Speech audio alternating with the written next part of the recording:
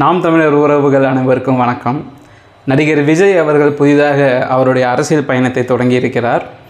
புதுசாக கட்சி ஆரம்பிச்சிருக்காரு. அவருடைய பயணம் என்ன, அவர் கட்சி ஆரம்பிச்சிருக்கக்கூடிய நோக்கம் என்ன, அவர் ஆரம்பித்த கட்சி, அவருடைய அரசியல் பயணம் நாம் தமிழர் கட்சிக்கு ஏதாச்சும் பின்னடைவாக இருக்குமா?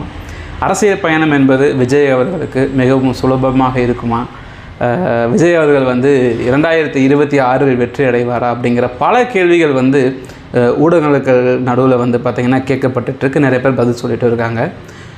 ஒரு தனி மனிதனாக, அதாவது தமிழர்களுடைய உணர்வுகளை புரிந்து கொண்ட, தமிழ்நாட்டுக்கு இப்போதைக்கு தேவையான ஒரு அரசியல் என்ன அப்படிங்கிற ஒரு முன்னெடுப்பை எடுத்து போயிட்டுருக்கக்கூடிய நாம் தமிழர் கட்சி உறவுகள் அனைவரின் சிந்தனைகள் பல வழிமுறைகள் இருந்திருந்தாலும், நானும் ஒருவனாக என்னுடைய சிந்தனையை இந்த காணொலியில் வெளிப்படுத்தணும் அப்படிங்கிற ஒரு எண்ணத்தில் தான் இந்த காணொலி நான் பதிவு பண்ணியிருக்கேன். எந்த ஒரு விஷயத்தையுமே நம்ம செயல்முறைப்படுத்துறதுக்கு முன்னால் ஏன் என்ற கேள்வி கேட்காமல் நம்ம அதை கடந்து போகிறது அப்படிங்கிறது, நம்ம அந்த விஷயத்தை சரியாக ஆராய்ஞ்சு பார்க்கலை அப்படிங்கிறத நமக்கு ரொம்ப உறுதிப்படுத்துகிறது. எந்த ஒரு சூழ்நிலைகளிலையும் எந்த ஒரு காலகட்டத்திலையும் இதை ஏன் பண்ணுறோம், இதை எதுக்கு பண்ணணும் அப்படிங்கிற ஒரு கேள்வி நம்ம கேட்காம நகரும் பொழுது அதோடைய முழு தன்மையை நம்ம புரிஞ்சுக்காமல் கடைசியில் அதோடைய ஆபத்தையும் நம்மளே அனுபவிக்கக்கூடிய ஒரு சூழ்நிலைகளும் வரும். இன்றைய காலகட்டங்களில் அண்ணன் சீமான் அவர்களின் அரசியலை முன்னெடுத்து அவர்கள் சொல்கிற ஒரு சில கருத்துக்களை பின்பற்றி பார்க்கும் பொழுது ஒரு சில இடங்களில் ஏன் அண்ணன் இப்படி பேசினார், ஏன் இப்படிப்பட்ட ஒரு செய்தி பரப்பப்பட்டுச்சு, ஏன் இவர் மேலே ஒரு அவதூறு பரப்பப்படுது, ஏன் நான் இதை செய்யணும், ஏன் நான் நாம் தமிழர் கட்சியில் பயணிக்கணும் அப்படிங்கிற பல கேள்விகளுக்கும் பல காலகட்டங்களிலும் உங்களுக்கு நீங்களே அந்த கேள்வியை கேட்டுக்கிட்டே ஆகணும். அதுக்கான கேள்விக்கு பதில் உங்களுக்கு கிடைக்கும்போது நீங்கள் சரியான பாதையில் தான் பயணிச்சிட்ருக்கீங்க அப்படிங்கிற ஒரு நம்பிக்கை உங்களுக்குள்ளே இன்னும் அதிகமாக கூடும். இதுக்கு வேறு யாருமே பொறுப்பு இல்லை, உங்களுக்கு நீங்கள் தான் பொறுப்பு. அதனால் எந்த சூழ்நிலையிலையும் நீங்கள் நான் ஏன் இதை செய்யணும், நான் ஏன் இவங்க சொல்கிற விஷயத்தை காது கொடுத்து கேட்கணும் அப்படிங்கிற எல்லாத்துக்குமே நீங்களே பொறுப்பு. அந்த விஷயத்தில் இப்போது சமீப காலத்தில் விஜய் அவர்கள் ஆரம்பித்த அவருடைய அரசியல் கட்சி, அவருடைய அறிவிப்பு அப்படிங்கிறது நிறைய பேர்த்துடைய சிந்தனையை ஈர்த்திருக்கு. காரணம் என்னென்னு பார்த்தீங்க அப்படின்னா, அவர் ஒரு பிரபலமான நடிகர், அவருக்கு ஒரு பெரிய ரசிகர் பட்டாளங்கள் இருக்குது, அவருடைய அசைவுகள் ஒன்றொன்றையுமே கவனித்து கொண்டிருக்கக்கூடிய மக்கள்களும் இருக்கிறாங்க. அப்படிங்கிற ஒரு காரணத்தினால, அதாவது ஒரு சின்ன எடுத்துக்காட்டு சொல்கிறேன் பாருங்கள். நீங்கள் ஒரு சாலையோரம் போயிட்டு இருக்கும்போது ஒரு சின்ன செடி இருக்குதுன்னு வச்சுக்கோங்களேன். அந்த செடி காற்றுக்கு அசைகிறது அப்படிங்கிறதும் ரொம்ப பெருசாக தெரியாது. யாராச்சும் போகும்போது அந்த செடியை லைட்டாக மிதிச்சிட்டாங்கன்னா ஒரு பெருசாக தெரியாது. இது அந்த செடி ஒரு டயரு கீழே நெசங்கி பார்த்திங்கன்னா அந்த செடி வேரோடு அறுந்துருச்சுன்னா கூட போகிறவங்க வரவங்களுக்கு ஒன்றும் பெருசாக தெரியாது.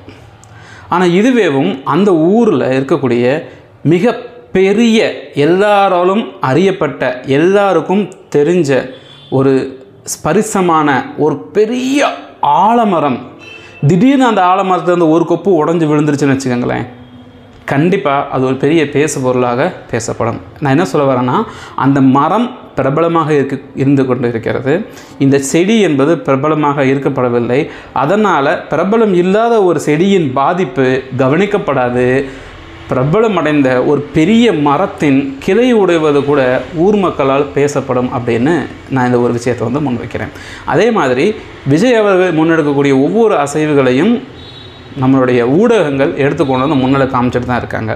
அதனால் அவர் அந்த அரசியல் அறிவிப்பை கொடுக்கும் பொழுது அண்ணன் சீமான் அவர்கள் நாம் தமிழர் கட்சியுடைய பதிவு 2009ஆம் ஆண்டு நடந்தப்போ அவர் கொடுத்தப்ப ஏன் அவ்வளோ பெரிய பிரபலம் அடையலை அப்படின்னு கேட்டிங்கன்னா, அன்னைக்கு சீமான் அவர்கள் பெரிய ரசிகர்கள் பின்புலம் இல்லாத ஒரு சாதாரண மனிதனாக தமிழர்களின் உணர்ச்சிகளை புரிந்து கொண்டு தமிழர்களுக்கென்று தமிழர்கள் போராட வேண்டும், அதற்கான அரசியல் கட்சி எதுவுமே இல்லைங்கிறத புரிஞ்சுட்டு அதனுடைய தேவையின் அடிப்படையாகத்தான் நாம் தமிழர் கட்சி அன்றைக்கி பதிவு செய்யப்பட்டு ஒரு அரசியல் கட்சியாக இருந்து வந்தது அப்படிங்கிறது நம்ம எல்லாத்துக்கும் தெரியும்.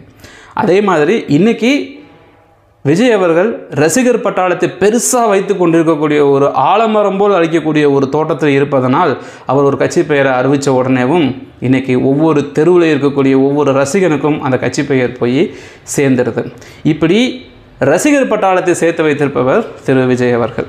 ஆனால் லட்சியத்தோடு இருக்கக்கூடிய இளைஞர்களின் பட்டாளத்தை சேர்த்து வைத்திருக்கிறவர் திரு சீமான் அவர்கள்.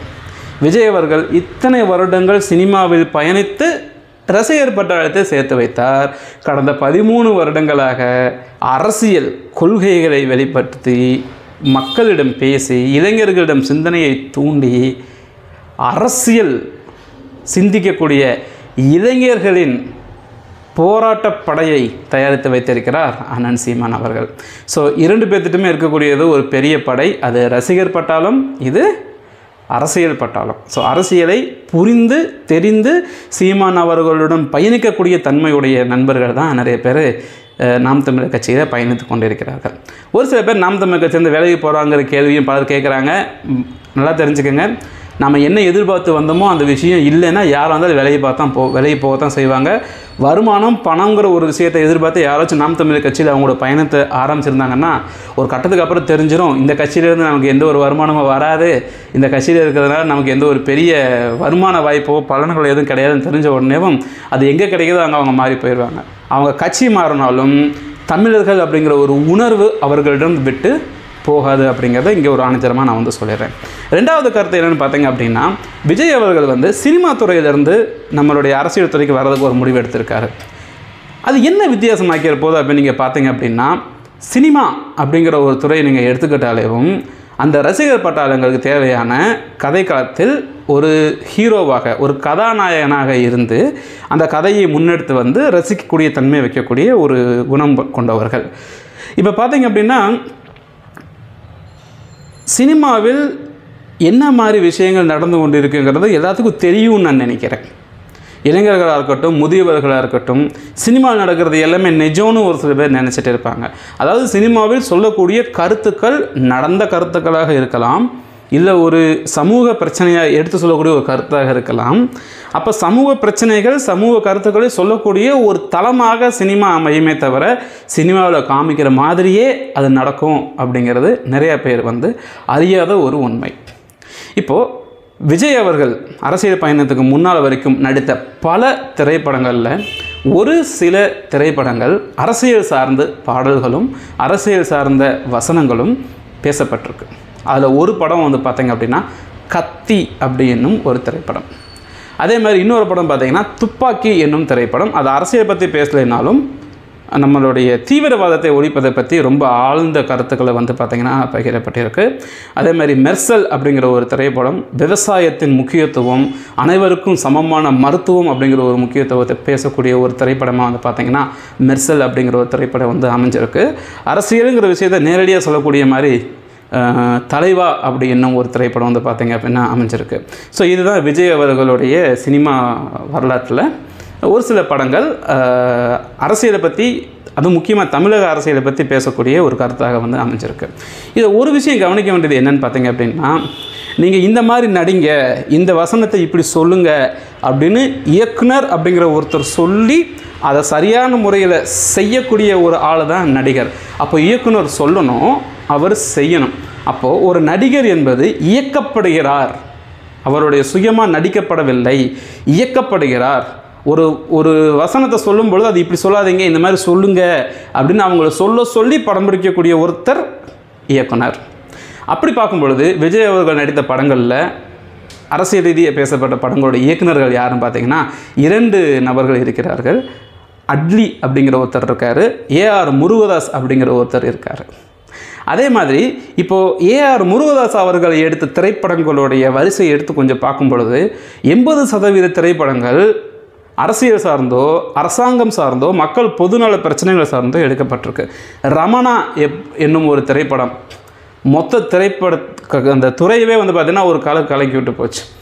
அதாவது லஞ்சம் வாங்கக்கூடிய துறைகள் அதிகாரிகளை பார்த்திங்க அப்படின்னா கொலை செய்கிறது அப்படின்னு சொல்லிட்டு அந்த சட்டத்திட்ட திருத்தங்கள் செய்ய வேண்டிய சூழ்நிலைகள் இது எல்லாத்தையுமே பார்த்திங்கன்னா ரமணாங்கிற திரைப்படம் ஆழமாக அந்த கருத்தை சொல்லியிருந்துச்சு. அதே இயக்குனர் பார்த்திங்க அப்படின்னா பல திரைப்படங்கள் அடுத்தடுத்து எடுத்து விட்டுருந்தார், நிறைய சமூக பிரச்சனைகளை பற்றி பேசியிருந்தாங்க. அப்போது சமூகத்தில் இப்படிப்பட்ட பிரச்சனைகள்லாம் இருக்குதுன்னு நம்மளுடைய மக்களுக்கு தெரியப்படுத்த பயன்படுத்தப்பட்ட ஒரு தளம் சினிமா.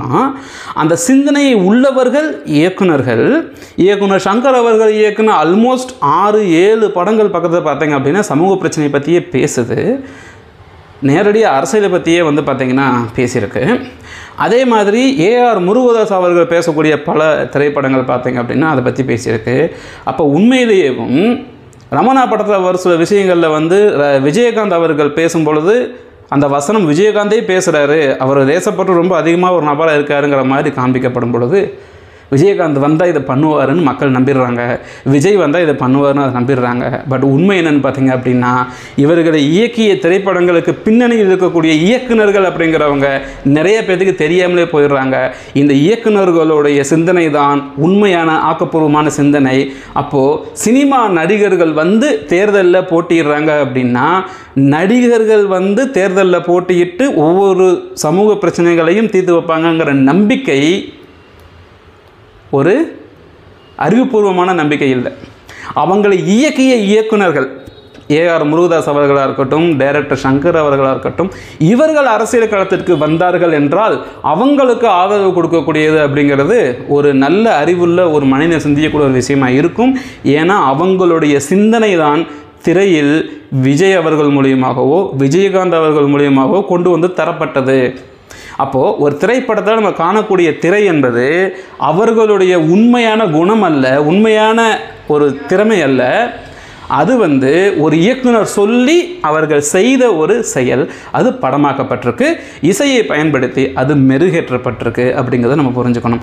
அதனால் ஆளப்போகிறான் தமிழன் அப்படின்னு சொன்ன உடனேவும் விஜய் வந்து எல்லாத்தையுமே செஞ்சிருவார், தமிழர்கள் எல்லாத்தையும் ஆண்டுருவாங்க அப்படின்னு நீங்கள் நினச்சிங்கன்னா இல்லை. அந்த பாடல் வரிகளை எழுதினவருக்கு வாழ்த்துக்கள், அந்த பாடல் வரிகளை இப்படி தான் இருக்கணும்னு கேட்ட அந்த இயக்குனரோடைய சிந்தனைக்கு வாழ்த்துக்கள். இயக்குனரின் சிந்தனை தான் அது சரியான ஒரு பொருள் நான் சொல்ல வரேன்.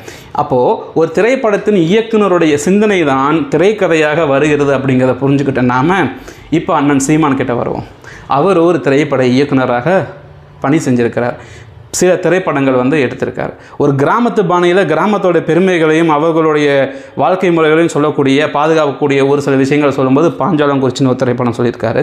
அப்போது ஒரு கிராமத்தின் பழக்க வழக்கங்களை பாதுகாக்கணும், அந்த பழக்க வழக்கங்களை வந்து பார்த்திங்க அப்படின்னா மக்கள்கிட்ட கொண்டு போய் சேர்க்கணுங்கிற எண்ணம் இருக்கக்கூடிய ஒரு மனப்பான்மையில் அந்த படம் எடுத்திருக்காரு. அதே மாதிரி பார்த்திங்க அப்படின்னா சீமான் அவர்கள் இயக்கி வெளியே வந்த தம்பி என்னும் திரைப்படம், அந்த திரைப்படத்தில் சாதாரணமாக இருக்கக்கூடிய ஒரு இளைஞன் கல்வி படிப்பு முடிச்சுட்டு வாழ்க்கையில் அவங்க அடுத்த கட்ட நிலைக்கு போகும்பொழுது என்னென்ன பிரச்சனைகளை சந்திக்கிறான், எனக்கும் அரசியலுக்கும் சம்மந்தமாக ஒதுங்கி போகிற ஒரு இளைஞன் ஒரு சில காலகட்டங்களில் அரசியல் சார்ந்த ஒரு சில பிரச்சனைகளை சந்திக்க ஆரம்பிக்கிறான். அதில் பல வசனங்கள் வந்து வச்சுருக்காரு. இங்கே வந்து அமைதியாக இருங்கிறதவே சத்தமாக தானே சொல்ல வேண்டியதாக இருக்குது. அதே மாதிரி தனி மனித நான் நின்று உன்னால் ஒன்றும் சாதிச்சிட முடியாது, உனக்கு தேவையான அந்த அரசியல் பதவி, அதாவது அந்த இடத்துக்கு வந்துடு, ஒரு ஐஏஎஸ் ஆகிடு, ஒரு ஐபிஎஸ் ஆகிடு, இதை வந்துட்டு ஒரு சீஃப் மினிஸ்டர் ஆகிடு, இல்லை ஒரு மினிஸ்டர் ஆகிடு, அந்த இடத்துல போயிட்டு அந்த பதவியில் இருந்துக்கிட்டு நீ அதை வந்து கேள்வி கேட்க முடியும், பதவி இல்லாமல் இங்கே வந்து எதுவுமே வந்து பண்ண முடியாதுங்கிற விஷயத்தை ரொம்ப ஆணித்தரமாக வந்து அந்த கருத்தை வந்து சொல்லியிருக்காரு. அதே மாதிரி கொலை, குற்றம், குற்றச் செயல்கள், காவலர்கள் வந்து எப்படி வந்து சாதாரண மனிதர்களை வந்து பார்த்திங்க அப்படின்னா அவங்கள நடைமுறைப்படுத்துகிறாங்க, பல விஷயங்களை அந்த திரைப்படத்தை வெளிப்படுத்தியிருக்காரு. அதனால் மாதவன் வந்தால் எல்லாமே செஞ்சிடாரு நீங்கள் நினச்சிங்க அப்படின்னா அது தவறு. அதை சிந்தித்து செயல்முறைப்படுத்த செஞ்ச சீமான் அவர்கள் வந்து அதான் செய்வார்னு நினைக்கிறதான் புத்திசாலித்தனம். திரையில் இது நிறைய பேர்த்திட்ட கொண்டு போய் இந்த கருத்தை சேர்க்க முடியும்னு நம்பி திரையில் தன்னுடைய திறமைகளை காண்பித்து தன்னுடைய சிந்தனைகளை காண்பித்து இன்றைக்கி வந்து பார்த்திங்கன்னா அண்ணன் சீமான் அவர்கள் அந்த தம்பி படம் எடுத்திருந்தார். அதே மாதிரி பல சிந்தனைகளை திரைப்படங்களை காட்டணும்னு சொல்லியிருந்தார். அதன் வரிசையாக கடைசி விவசாயிங்கிற ஒரு திரைப்படத்தையும் கூட அண்ணன் சீமான் அவர்கள் பெருமையாக பேசியிருந்தார். ஸோ இப்படியும் ஒரு சில விஷயங்கள் வந்து பார்த்திங்க அப்படின்னா சினிமா துறையிலேருந்து நம்ம வந்து புரிஞ்சுக்க வேண்டியதாக இருக்கும். அப்போது உண்மையிலேயேவும் நல்ல விஷயங்களை செய்யணும், ஆக்கப்பூர்வமான விஷயங்களை செய்யணுங்கிற எண்ணத்தோட அரசியல் பயணத்தை தொடங்கின அண்ணன் சீமான் அவர்கள் உண்மையான பற்றாளன், உண்மையான போராளி, தமிழர்களுக்கான உண்மையான ஒரு அடையாளம். பிரபாகரன் அவர்களின் கொள்கையை பின்பற்றி அவரை தலைமையாக ஏற்று மாவீரன் பிரபாகரன் அவரின் சிந்தனையில் ஒரு நாம் தமிழர் கட்சி அப்படிங்கிற ஒரு அரசியல் பயணத்தை தொடர்ந்து இன்றைக்கி லட்ச இளைஞர்களின் சிந்தனைகளை ஈர்த்து ஒவ்வொரு இளைஞரும் நாம் தமிழர் கட்சியில் இணைஞ்சிருக்கக்கூடிய ஒவ்வொருத்தர்களும் உணர்வுபூர்வமாக நான் இந்த கட்சியில் பயணிக்கணும்னு நினச்சி தானாக வந்து தம்மையே வந்து இணைத்து கொண்டு இன்றைக்கி பல லட்ச இளைஞர்களின் சிந்தனையை ஈர்த்து அவர்களை சிந்திக்க வச்சு அரசியல் என்பது அடுத்தவங்களுக்கானது அல்ல, வயசானவங்களுக்கானது அல்ல, அரசியல் என்பது அனைவருக்குமானது. இளைஞர்கள் எல்லாரும் அரசியல் பேச வேண்டும். இன்றைக்கி நீ அரசியல் வேணான்னு ஒதுங்கி போனேன்னா என்னைக்காச்சும் அரசியல் வந்து உன்னோட வாழ்க்கையில் வந்து பாதிக்கும், அன்றைக்கி உனக்கு அது புரியும் அப்படின்னு இளைஞர்களை அரசியல் பக்கம் திருப்பி அவர்களை அரசியல் பேச வச்ச அந்த ஒரு பெருமை அண்ணன் சீமான் அவர்களுக்கே சேரும். இந்த காணொலியை பார்த்துட்டு இருக்கக்கூடிய நீங்கள் நாம் தமிழர் கட்சியில் விவரம் தெரிஞ்சு புரிஞ்சு நீங்களாக வந்து இந்த கட்சியில் இணைஞ்சிங்க அப்படின்னா நாம் தமிழர் அப்படின்னு கீழே உங்களுடைய கருத்தை பதிவு செய்யுங்க. மற்ற விஷயங்கள் விஜய் அவர்கள் வந்து அவங்களுடைய அரசியல் பயணத்தை தொடங்கி இருக்கிறார்கள். அவருக்கான வாழ்த்துக்கள். அவர் அரசியலில் எந்த ஒரு முன்னெடுப்பும் இதுவரைக்கும் செய்யவில்லை என்றாலும் சினிமாவிலிருந்து அவருடைய பிரபலமான முகத்தை பயன்படுத்தி அவருடைய நடனம், அவருடைய நடிப்பு, அவருடைய திறமைகளை பயன்படுத்தி இன்றைக்கி எடுத்த உடனேவும் அவருக்கு கிடைக்கக்கூடிய ஒரு சில ஓட்டுகள் கண்டிப்பாக விழுகும். ஆனால் அடுத்தடுத்து சிந்திக்கும் பொழுது அந்த ஓட்டுகள் அவர்களிடமிருந்து சிதையக்கான வாய்ப்பு இருக்குது. சீமான் அவர்கள் அவருடைய பயணம் தொடர்ந்து ஒரு பக்கம் போயிட்டுருக்கும் பொழுது விஜய் அவர்கள் ஆரம்பித்த இந்த ஒரு பயணத்தால் நாம் தமிழர் கட்சியில் இருக்கக்கூடிய வாக்காளர்கள் மாறுவாங்களா அப்படின்னு கேட்டிங்க அப்படின்னா அதுக்கான வாய்ப்பு ரொம்ப கம்மின்னு நான் சொல்லுவேன். ஆங்கிலத்தில் சொல்லுவாங்க நெக்லிஜிபிள் அப்படின்னு சொல்லுவாங்க. அந்த மாதிரி ரொம்ப சின்ன ஒரு சதவீதமே அதுக்கான வாய்ப்பு இருக்குமே தவிர எவ்வளோ பெரிய பாதிப்பு எதுவும் இருக்காது. ஒரு சின்ன எடுத்துக்காட்டோட ஒன்று சொல்லலான்னு நினைக்கிறேன். ஒரு குளத்தில் நீங்கள் ஒரு கல்லை தூக்கி போட்டிங்கன்னா நீங்கள் கல்லை தூக்கி போட்ட உடனே அது இருக்கக்கூடிய ஒரு அதிர்வுகள் இருக்கும், இருக்காமல் இருக்காது. ஆனால் அந்த அதிர்வுகள் சில நொடிகளே இருக்கும். அப்புறம் அந்த அதிர்வுகள் அப்படியே மறைஞ்சிடும். அதுக்கப்புறம் அந்த கல் போட்டதுக்கான ஒரு அடையாளமே இருக்காது. அதே மாதிரி இப்படிப்பட்ட இளைஞர்கள் இருக்கக்கூடிய சக்தி உள்ள விஜய் அவர்கள் ஆரம்பித்த ஒரு கட்சியுடைய அதோடைய கொள்கைகள் எதுவுமே இன்னும் வெளியே வரவே இல்லை. அவர் சொன்ன அந்த கட்சியின் பெயர் அப்படிங்கிறது ஒரு சின்ன தாக்கத்தை உருவாக்கினாலும் அந்த தாக்கம் என்பது ரொம்ப பெரிய மாற்றத்தை ஒன்றும் உருவாக்கப் போவது இல்லை.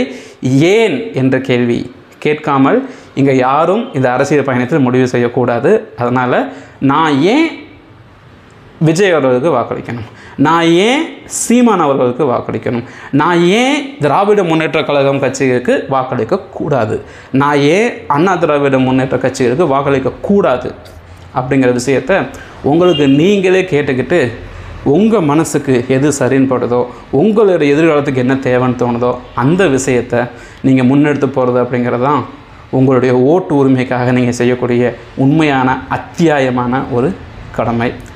நான் உங்கள் அமுதகுமார். அடுத்த காணொளியில் சந்திப்போம். வணக்கம்.